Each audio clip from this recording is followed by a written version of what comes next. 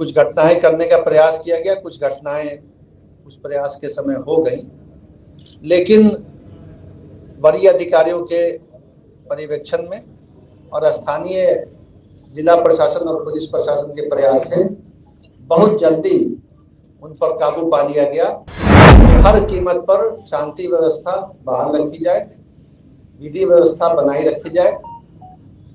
जो दोषी हैं अभी तक गड़बड़ी करने वाले, उनकी पहचान की जाए। सासाराम और बिहार शरीफ में जो कुछ घटनाएं हुई, उनमें अभी तक कुल 109 व्यक्ति जो इन कांडों में संलिप्त पाए गए हैं, उनकी गिरफ्तारी हो चुकी है। एक ही व्यक्ति की मौत हुई और वो आपको मालूम है, उसमें भी हमने कांड दर्ज करके गिरफ्तारियां की हैं। जो वहां पे अंश मिला था एक्सप्लोसिव सब्सटेंस का, उससे हमने ये साबित कर लिया कि वो किसी तरह का किसी के ऊपर हमला नहीं था। वो व्यक्ति स्वयं ही या तो बम बना रहे थे या उसको हैंडल कर रहे थे। शहरों को छोड़कर शेष सभी स्थानों पर यह त्योहार शांतिपूर्वक संपन्न हुआ और इसके लिए मैं राज्य की पुलिस को, जो श्री RS भट्टी DGP साहब के नेतृत्व में काम कर रही है, और गृह विभाग और मजिस्ट्रेसी को, जो चैतन्य प्रसाद जी के नेतृत्व में है, मैं धन्यवाद भी देता हूँ। बिहार शरीफ और सासाराम में कुछ कोशिश की गई अशांति फैलाने की, कुछ घटनाएं करने का प्रयास किया गया, कुछ घटनाएं उस प्रयास के समय हो गई, लेकिन वरीय अधिकारियों के पर्यवेक्षण में और स्थानीय जिला प्रशासन और पुलिस प्रशासन के प्रयास से बहुत जल्दी उन पर काबू पा लिया गया और किसी भी प्रकार की गड़बड़ी या अशांति को व्यापक पैमाने पर फैलने से रोका गया। आज भी सुबह से स्थिति सामान्य चल रही है, शांति व्यवस्था बहाल है, लेकिन आज माननीय मुख्यमंत्री जी ने राज्य के मुख्य सचिव और पुलिस महानिदेशक को बुला करके हालात की समीक्षा की, जायजा लिया, तथ्यों से भी अवगत हुए और मुख्य सचिव और DGP को निर्देश दिया और हम दोनों के माध्यम से, इन दोनों अधिकारियों के माध्यम से राज्य के पूरे जिला प्रशासन और पुलिस प्रशासन को निर्देश दिया कि हर कीमत पर शांति व्यवस्था बहाल रखी जाए, विधि व्यवस्था बनाई रखी जाए। जो दोषी हैं अभी तक गड़बड़ी करने वाले, उनकी पहचान की जाए और पहचान करने के बाद उनके विरुद्ध कानूनी कार्रवाई करते हुए उनको सजा दिलाई जाए। तो अभी जो प्राथमिकता होगी वो यही होगी कि राज्य में जो ऐसे तत्व हैं जिन्होंने इस तरह का कोई अटेम्प्ट किया, प्रयास किया शांति भंग करने का, उनकी पहचान हो और जिन्होंने इस तरह का सामाजिक और कानूनी अपराध किया, उनको कानून के दायरे में ला करके सजा उनको दिलाई जाए।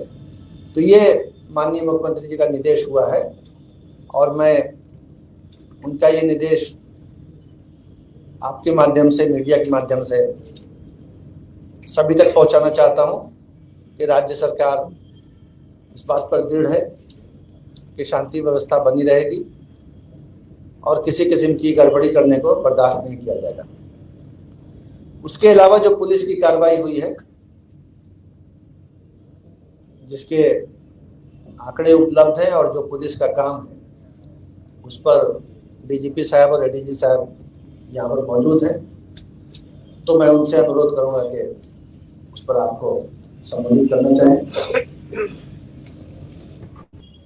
वर्तमान में पूरे राज्य में विधि व्यवस्था की स्थिति पूरी तरह से नियंत्रण में है।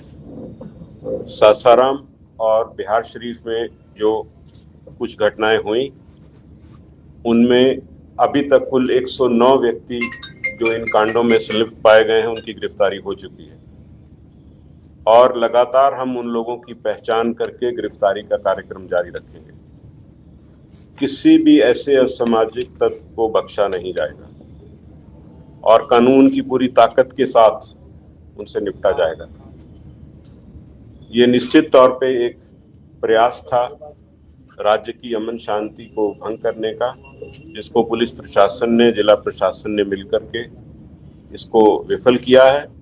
और हम पूरी तरह कॉन्फिडेंट हैं कि आगे कोई ऐसी घटना को हम नहीं होने देंगे जिससे कि आम सामान्य शांति व्यवस्था पे कोई प्रतिकूल प्रभाव पड़े।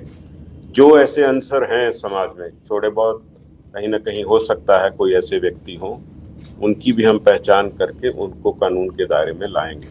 धन्यवाद। कितने लोगों की मौत हुई? एक ही व्यक्ति की मौत हुई और वो आपको मालूम है, उसमें भी हमने कांड दर्ज करके गिरफ्तारियां की हैं। और बाकी कुछ नई बात इसमें ये है कि जो सासाराम में कुछ लोग बम से जख्मी थे, कल रात में ही हमने यहाँ से एफएसएल की टीम और डॉग स्क्वाड को भेज करके सुबह 5 बजे हमारी एफएसएल की टीम पहुंच गई थी और उसने जांच करके जो वहाँ पे अंश मिला था एक्सप्लोसिव सब्सटेंस का, उससे हमने ये साबित कर लिया कि वो किसी तरह का किसी के ऊपर हमला नहीं था। वो व्यक्ति स्वयं ही या तो बम बना रहे थे या उसको हैंडल कर रहे थे। तो वो व्यक्ति जो जख्मी हैं वो अपराधी की कैटेगरी में आए हैं, उनको हमने गिरफ्तार कर लिया, उनका इलाज चल रहा है। जब वो बेहतर हो जाएंगे, हॉस्पिटल से छूटेंगे तो वो जेल जाएंगे। कितने लोग हैं सर उसमें? 6 व्यक्ति हैं। सर, सासाराम में आधिकारिक तौर पे धारा 144 लगी थी कि नहीं, इस पे भी काफी ज्यादा चर्चा हुआ। स्थानीय प्रश्न आप स्थानीय प्रशासन से पूछे, हम लोग आपको कुल ओवरऑल व्यू दे रहे हैं और आश्वस्त कर रहे हैं आम जन को आपके माध्यम से कि पूरी तरह स्थिति नियंत्रण में। वीडियो क्लिप जारी किया जिसमें शांति बहाल की बात की, उसके बाद ही ब्लास्ट हो गया। वो अनकनेक्टेड इश्यू है, उनसे उसका कोई ताल्लुक नहीं है। वो तो अपराधी थे, यहाँ उसको बना रहे थे या हैंडल कर रहे थे, उसमें वो घटना हुआ और बिल्कुल अलग स्थान पे हुआ। जहाँ वो झोंपड़ी में बना रहे थे उसकी भी हमने पहचान कर ली, वहां से भी कुछ अंश मिला, एफएसएल टीम ने जब्त करके मिला भी लिया उसको। घटनाएं हुई, इसके बारे में कोई इनपुट नहीं थी पहले से कि ऐसा होने वाला है? देखिए, हर चीज की इनपुट होना एक पहलू है। जैसे मुख्य सचिव महोदय ने कहा, 1832 जुलूस पूरे राज्य में चल रहे थे रामनवमी के अवसर पर, और ये 2 स्थानों को छोड़ करके बाकी सारे सफल रूप से संपन्न हुए हैं। तो निश्चित ही जो इनपुट थी, जो उसके आधार पे प्लानिंग थी, फोर्स डिप्लॉयमेंट थी, वो सही रूप से की गई। कई बार कुछ मौके पे कुछ ऐसा होता है तो उसके आधार पर, वो भी प्रयास था, बहुत तुरंत प्रशासन ने कार्रवाई की है और उसको नियंत्रित किया है। इसके बावजूद भी वहाँ पे पुलिस के सामने में देखा गया कि पथराव होते हुए, हिंसा होते हुए। मोटी बात आपको बता दिया। कमी है क्या सर, मंत्री जी ने कहा था कि नेचुरल इंसिडेंट नहीं है, जो भी हुआ है, तो क्या आप लोग के पास कोई ऐसा इनपुट आया है कि इसके पीछे एक साजिश, उन्होंने इशारा किया कि साजिश किसी ने रचा है? कांडों में बिल्कुल निष्पक्ष और ठोस अनुसंधान होगा। जहां जहां भी ऐसी कोई व्यक्ति इसके पीछे अगर हैं, उनको एक्सपोज करके कानून के दायरे में लाया जाएगा।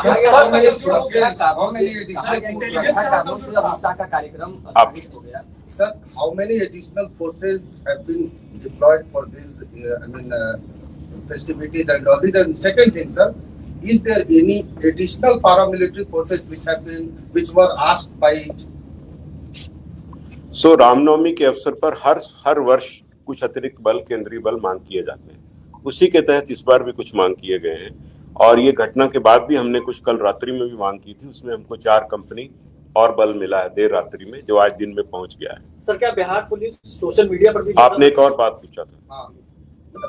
I just asked was there any specific additional demand from the state government? नहीं, सामान्य जो हम हर रामनवमी के पर्व के समय पे करते हैं उसी रूप में था। एडिशनल इस घटना होने के बाद हमने कुछ कंपनी मांगी, उसमें 4 रात में मिली। Sir, today we were informed by the Union Home Ministry that additional paramilitary forces have been, asked or required by the state government, which we are sending. वो 4 कंपनीज उसमें हैं, जो कल रात का जो हमने रिक्वेजिशन किया था, उसमें 4 कंपनी उन्होंने भेजी है, जो आज दिन में पहुंची। सर, एक वीडियो कल पटना के मनेर शरीफ का भी आया था सामने, उस सब पे कार्रवाई होगा। आप निश्चिंत रहें, एक एक वीडियो का एनालिसिस और कार्रवाई होगा। सर क्या ऑर्गेनाइजर्स ने परमिशन दिया था, क्या उनकी भी जांच होगी? जो सब चीज की जांच होगी, कोई बख्शा नहीं जाएगा, आप देखते जाइए।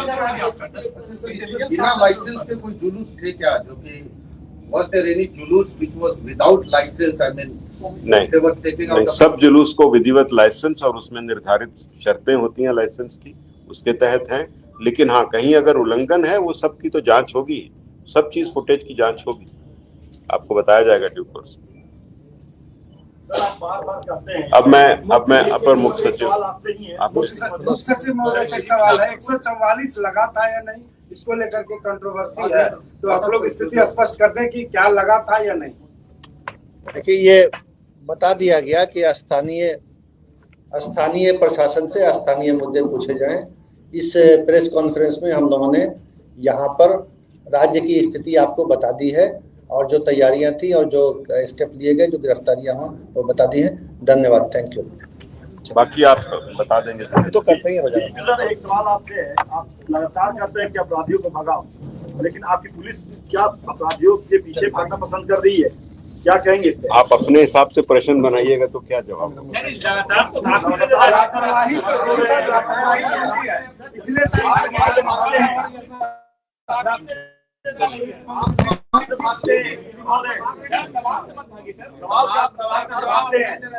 सिर्फ खबर दिखाना देशवा न्यूज का मकसद नहीं, देशवा न्यूज की कोशिश है कि समाज की सूरत बदलनी चाहिए।